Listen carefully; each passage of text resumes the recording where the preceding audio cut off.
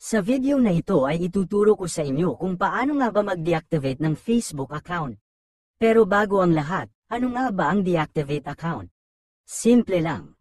Kapag nag-deactivate ka, parang pansamantalang maglalaho ang account mo. Walang sino mang makakahanap sa account mo at wala ring makakapag-chat sa'yo. At syempre hindi nyo rin magagamit maliban na lang kung i-reactivate nyo ulit.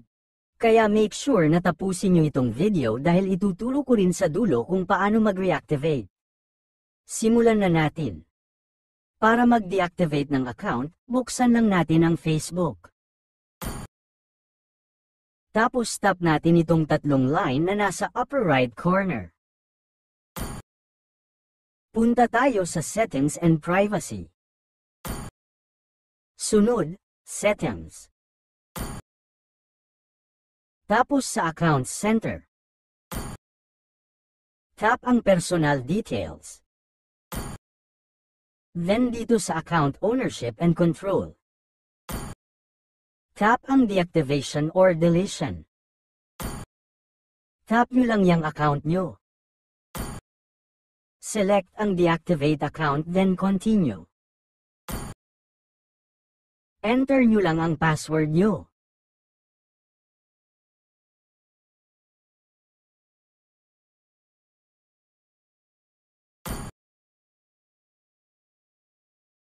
Dito, pipili lang tayo ng dahilan kung bakit gusto nyong i-deactivate ang account nyo.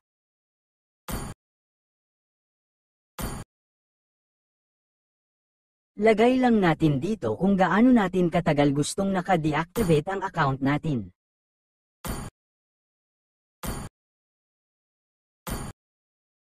Dito naman kung gusto nyong magamit pa rin ang messenger nyo, tap nyo lang ang box. Makaka-receive pa rin kayo ng message pag ganun. Kung ayaw nyo naman at gusto nyo naka-deactivate din pati ang messenger, hayaan nyo lang yan. Tap na natin ang Deactivate My Account.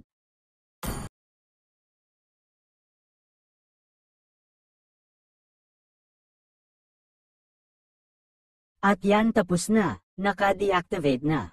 Kahit search nyo ngayon ang account nyo wala nang lalabas dyan.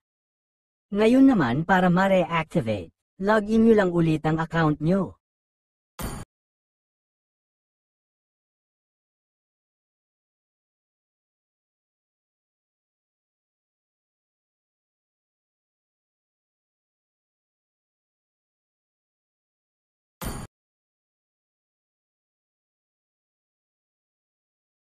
At yan, na-reactivate na, ganun lang kadali.